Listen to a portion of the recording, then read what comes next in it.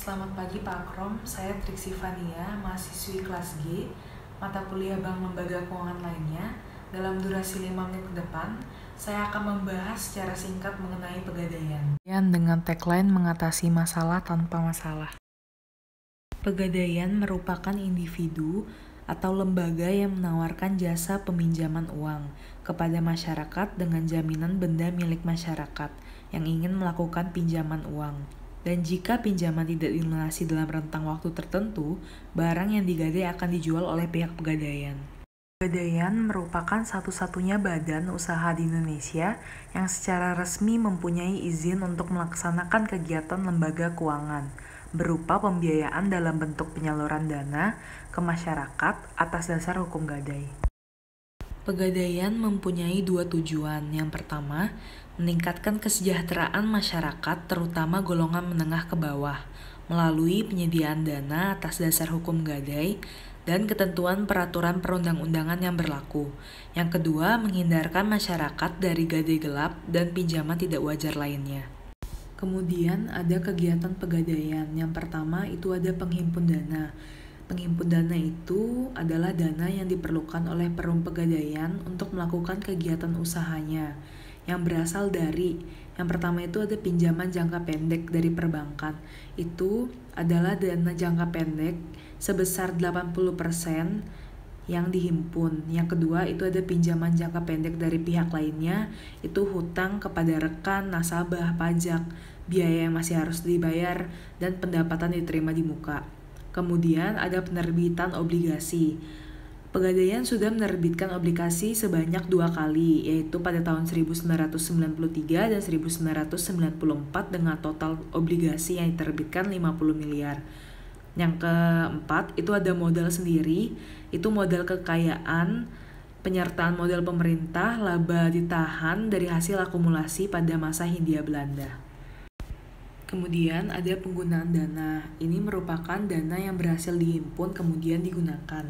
Nah, yang pertama itu digunakan untuk berbagai macam kebutuhan lewat uang kas. Yang kedua, itu pembelian dan pengadaan berbagai macam bentuk aktiva tetap dan inventaris.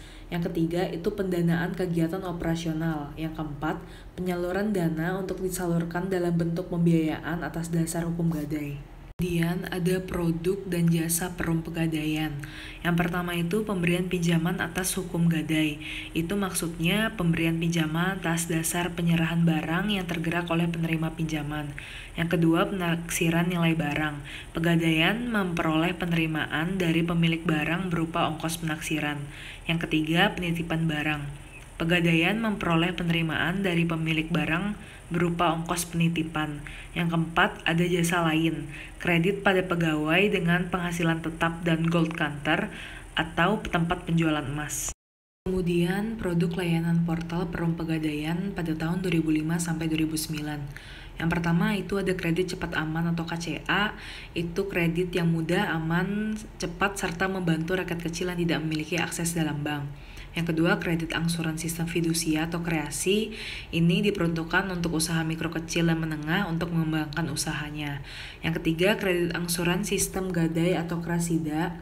Ini teruntuk pengusaha mikro dan kecil dalam rangka pengembangan usaha dan pengembalian pinjaman dilakukan melalui angsuran.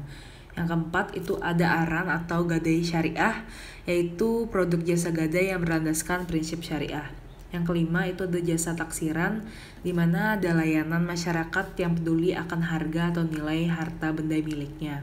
Kemudian yang keenam itu ada jasa titipan atau safe deposit box, yaitu menjaga keamanan barang agar tidak hilang atau rusak. Kemudian yang ketujuh itu ada kredit usaha rumah tangga atau KRISTA.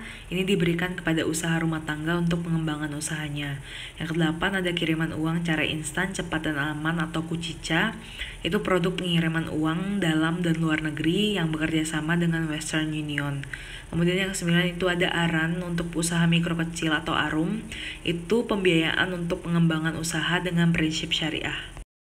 Kemudian prosedur pemberian pinjaman. Yang pertama, calon nasabah datang langsung ke loket pegadaian dan menyerahkan barang yang akan dijaminkan dengan membawa KTP. Yang kedua, barang jaminan teliti kualitas barangnya untuk ditaksir harganya. Yang ketiga, pembayaran dilakukan oleh kasir dengan potongan premi asuransi. Kemudian, prosedur pelunasan pinjaman. Yang pertama, uang pinjaman dapat dilunasi setiap saat tanpa harus menunggu selesainya jangka waktu.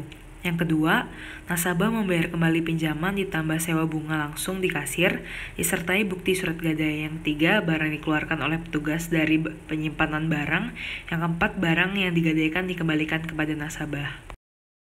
Kemudian, manfaat bagi nasabah itu ada 3. Yang pertama, prosedur sederhana dan cepat. Yang kedua, penaksiran nilai barang dapat dipercaya. Yang ketiga, penitipan barang aman. Lalu ada manfaat bagi pegadaian juga. Yang pertama, mendapat penghasilan dari sewa modal. Yang kedua, mendapat penghasilan dari ongkos jasa tertentu. Dan yang ketiga, pelaksanaan misi pegadaian. Dan berdasarkan peraturan pemerintah nomor 10 tahun 1990, laba yang diperoleh perum pegadaian digunakan untuk 4 macam. Yang pertama, dana pembangunan semesta 55%, yang kedua cadangan umum 20%, yang ketiga cadangan tujuan 5%, dan yang keempat dana sosial sebanyak 20%. Sekian dari saya, mohon maaf jika terjadi kesalahan. Selamat pagi dan terima kasih.